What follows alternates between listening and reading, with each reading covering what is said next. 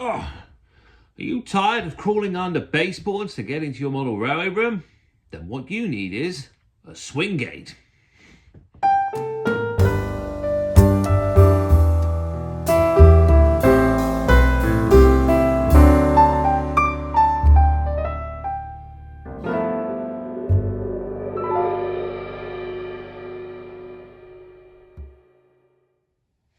Right then, I have been around the room and the baseboards have received 2 coats of black emulsion paint. I think it's looking quite smart. Does kind of expose all the holes where the boards were previously used before, where they've had point motor access. Obviously I've got the giant holes over there near that E-wing, where the pits went in the depot. But that will get covered up, it's just a fiddle yard, but I think it looks a lot smarter. So I'm quite happy with all this. Next job then, I think I'm going to try looking at this swing gate and I'll start thinking about those inclines as well.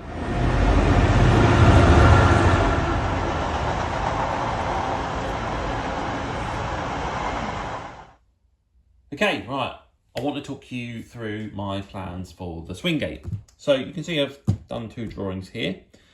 Originally, I drew this out and I thought, you know what, that curve is going to be quite difficult to make. And maybe it'd be better if I just went at angles and the track would just curve there, go straight there, curve there. Makes life a lot easier for building this, because then that's just nice rectangular framework with a bit of stud work just to support the plywood top, which would have the curve there to allow the gate to come out. And that's makes my life a lot easier, but while it's fine in the fiddle yard, I think just to have the curve and a straight and a curve, it's not going to affect things too much. The plan on top is obviously to have a nice sweeping curve going over the river. And I think it's more aesthetically pleasing if I have a curve section there that lets the scenery flow rather than this jolted angle that this would force the scenic section to become. So I thought, right, I'm going to bite the bullet. I'm going to try and design a curved gate. Probably going to be a lot more difficult to build, but my carpentry skills are limited and my joinery skills are limited, but I think I can do it. So I redrew the plan and I've come up with this. So these 2 squares here, well, that was more of a rectangle, I suppose. They're just extensions to the current baseboards that are already installed. So this is adding an extra foot here. This is adding an extra 24 centimeters. I know I'm jumping between imperial and metric, but I was, I was sort of in that transition era at school when you moved over from one to the other. So I'm talking both. So they're nice and simple with the fact that they are just the plywood tops, exactly the same as this, and the sides of plywood. So all these baseboards were built with 9mm ply. I got a sheet of ply and cut it into 7cm strips, which is about the correct depth to protect the DCC concept point motors. And that's how these boards have come into existence. So I'm just going to match what I've done and build these 2 exactly the same. This will then be built with softwood framework, and then I'll use a plywood fascia to match it with the rest of the baseboards. So I took the plan what I drew there and made the curves match the depth of the boards, making sure that that is 30.5 centimeters all the way, or 1 foot all the way. And what I then did is this point here, this is where the board will be hinged. So this is the center of the turning circle. So you can see I've drawn the circle out.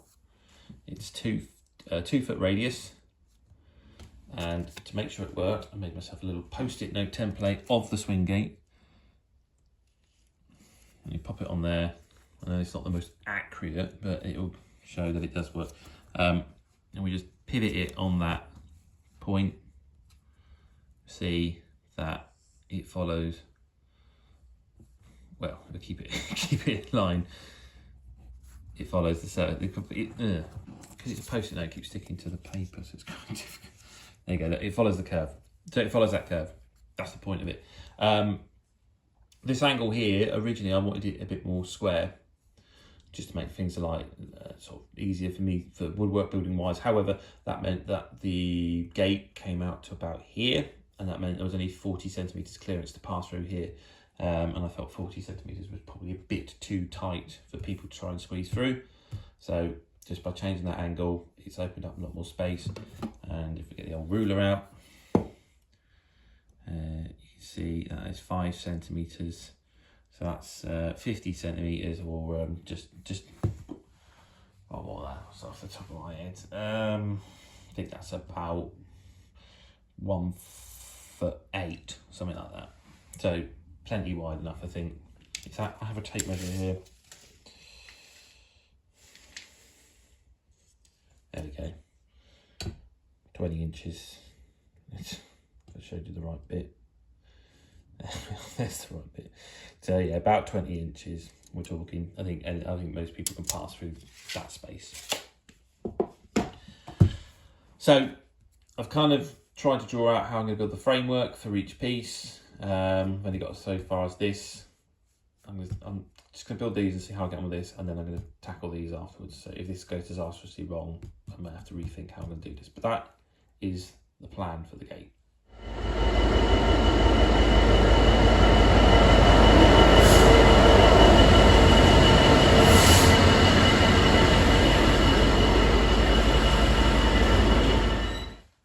So I've extended these two baseboards now with small 1 foot square section here, and then a 24 centimetre by 30.5 centimetre one that way. I apologise, I do jump between metric and imperial quite often.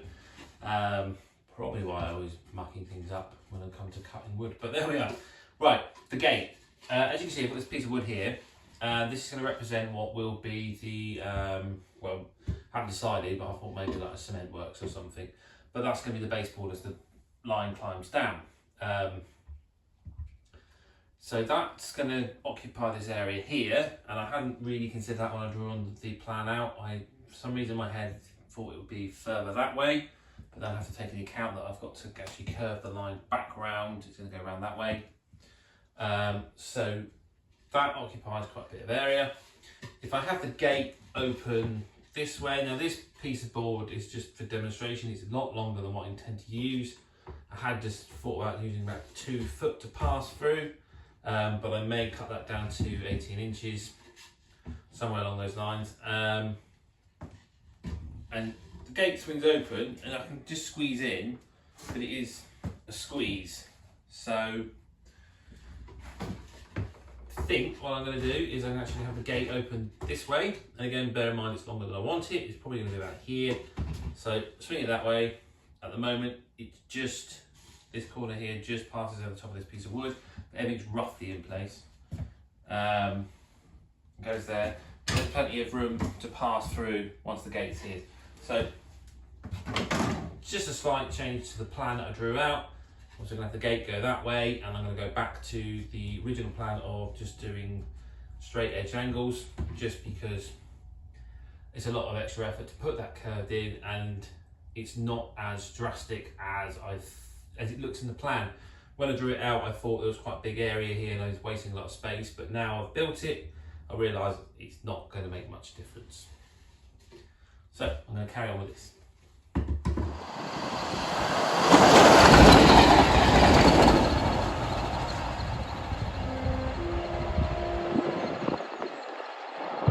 Right, so here I am with the start of the gate. I haven't got very far. In fact, I've cut 2 pieces of wood and not even attached. They're just sitting on blocks of wood, just holding to the right height at the moment. And that is because I just want to make sure I've got all my measurements right. Mostly in passing through the gate.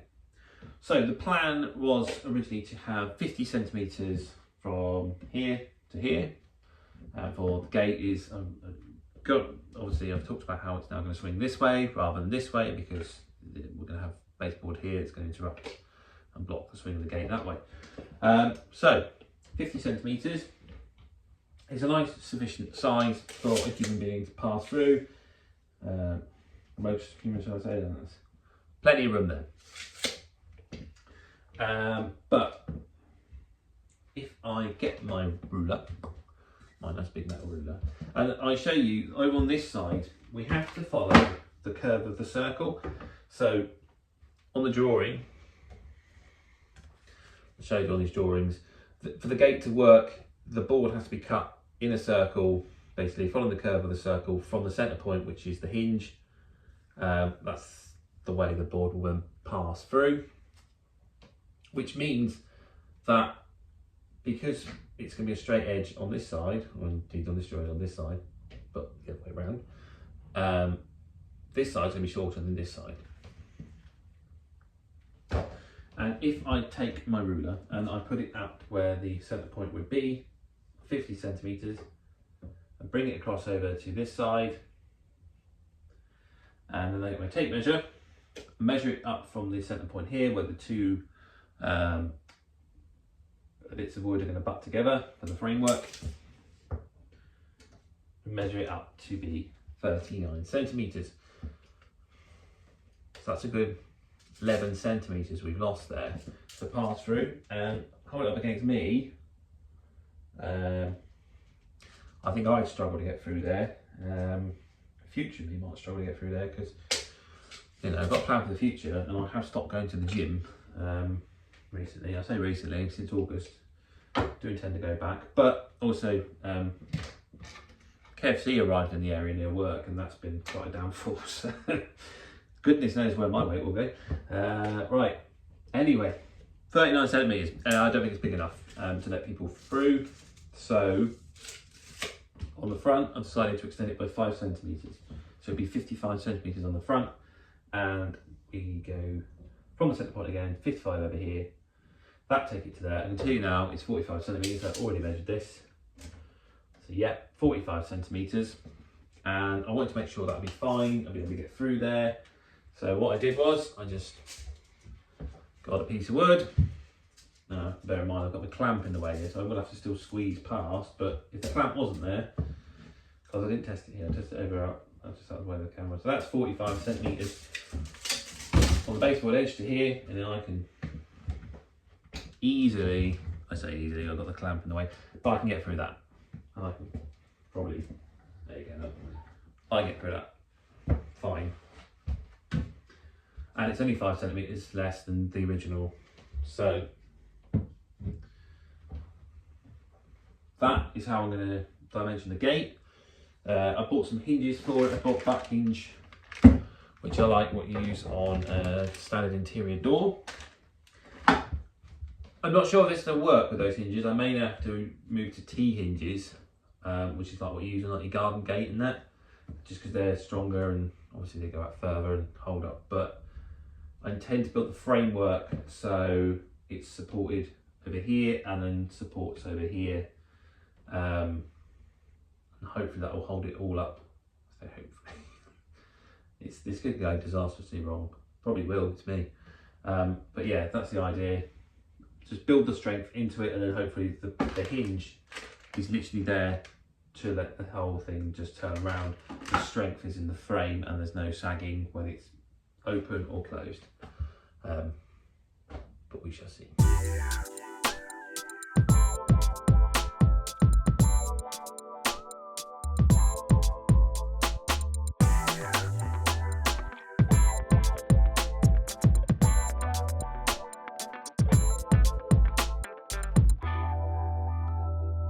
Right, so here's the framework for the swing gate. I've already made one attempt to try and attach it to the boards. Unfortunately, I put this bit on, clamped this gate on, and then when I come over to this side, nothing lined up. I don't know how that happens, but it did. So what I've done is I've got some battens of wood, and I have just screwed all the parts together so they are back to one solid shape. It must still be out a little bit because I've got the gap here where the sword blade's gone through, but here they've butted right up, so it's all still slightly out of shape, and it's probably, I'd imagine these battens here have just twisted everything a little bit. So what I'll have to do is just trim that down, I think, just to make sure that the gate opens and closes.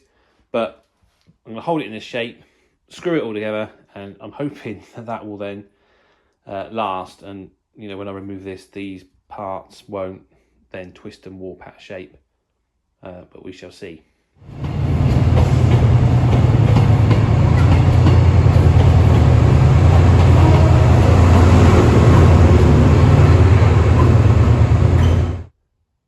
Okay, so I've attached the framework to the baseboards, and now I just need to do the frame top. And I'm going to do the frame top before I remove the battens, as I think that will have a better chance of holding everything into shape. I think if I remove those battens, the frame just might shift a little bit and take everything out of line. So rather than risk that, I'm going to just mark this top up, cut it up, make sure it fits, and then do the bravest thing and cut that curve. See how I get on with that. Okay, here we are then. The baseboard for the gate then I've cut so it slots in nicely between these two, and then I've got it marked out. That mark reaches about here. Not quite in line. I might just have to double check that, because obviously if I get this wrong it won't work, and I've already got the factor that my woodworking skills is not the best going against me, so we'll have to make sure that that lines up there, and the same over here, but that's quite difficult at the moment because I've obviously screwed this piece of wood to hold the frame together, but I'll work it out. Over here, that's matching up with that, so that's fine. And again, same problem on this side, can't tell yet. So I'm just going to make sure that's all correct, and then I shall, well, do the brave part and cut this section out so that I can then screw all the pieces together, get some hinges on here, and hopefully I shall have a swing gate. Right then, the moment of truth. I've cut the curve as best I could. So I'm just going to try and pivot this at the same point, and hopefully the camera will come around on the gate and this will not get stuck. Oh, excuse me, that was me cheating. I lifted it there, I didn't mean to.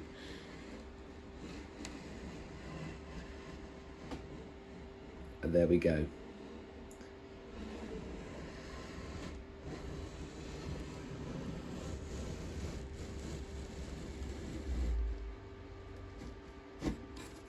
There'll be a little grind in there. That's because it's moved to the back here of them. You'll see, because I'm just using my thumb as the hinge. But there you are. That's how the swing gate shall work. Well, as you can see, I have detached the gate from the framework. I've removed the battens and it's come off. And the moment of truth is, I can pass through here, no problem. So I can get through there. I'm satisfied other people can get through there. So I'm all happy with that. Next job then is to hinge the gate. So that we can do this. Place it here. Just going to need a little bit of tidying up, but as you can see, swing around there, comes around there. Apologies for that. And it rests here. So that's how the gate shall open. Now, as I said, I've got these butt hinges. They're for interior doors. They're a little bit too big to the wood, and also where the holes are in the hinge, they overlap the screws in the woodwork. What I'm more than likely going to do is put some sort of leg here, which will then hopefully take the weight off this gate when it swings round, and I'll have the hinges down here. So I'm going to carry on with that.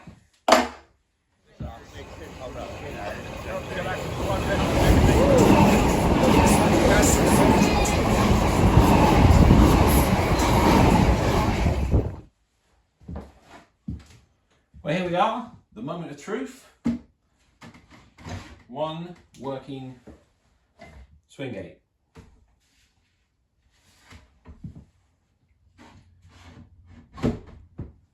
There you go. The tolerance is a little tight and that's what's holding it in place, but I will eventually put a bolt on just to make sure that it doesn't swing open. Was quite a challenge because there's a lot of movement here and I've had to make sure everything's rigid to keep things in place. So this board here was causing me a few headaches because if this leg here got knocked out towards this way, that pulled the board down, which then made this part higher than this part. So then I've had to put an additional leg at the back here. Then I've got extra supports just to take the weight of this to make sure that if you're leaning on it, you cannot make anything twist, because obviously that is going to make the rails come out of alignment and we're going to get derailments. So I've made sure I've supported it all the way around. The gate is also supported, so it has a support here and another support here. That's going to take the whole weight on that gate there. Again, it's supported here, and you won't be able to see this from where you are on the camera, so I'll do a close-up shot. But down here, I've put a batten between the leg here and this leg, and that stops any movement here, because that was where, obviously, where the most movement is going to be, because I'm pushing the gate round and it's going to pull on this leg here. So originally I hoped that this wouldn't move, but it did, and that caused more issues. So I've now made that nice and rigid. That won't move, that won't move. The only thing that does move is the bit I want it to move, and that's my gate. As you can see, it opens up there. It's a nice bit of space to walk through, and I can close it behind me. Happy days. So an issue I found with the swing gate is that because these boards were not secured in position, they could move around a little bit. It meant that this sometimes got too close to here and the gate was getting stuck. So I realised what the problem was. I've now secured these baseboards. They cannot move. They are anchored into the wall. And I've done it with just a couple of bits of ply into the blocks of wood that support the back. And just to get things level, you can just see here, this piece of ply, I've just stripped off a piece of the sheet material just to make it the right size so that this all butts up together. And that's the same over here. That one was actually quite fortunate because a piece had fallen off and was just the right fit. So I've anchored it in there, I've anchored it there, and now these can't move, which means that doesn't move. And it was already anchored on the other side. So that has solved that problem. So that's it for this episode. It's just been a trial and error build of this gate, but I am satisfied with the outcome. I'm really pleased that it's working and that I can lay track across there, and I don't have to worry too much about lift up flaps, scenery, etc. on this board. So if you like this video, then please click the like button. If you want to see more, click the subscribe button. Hopefully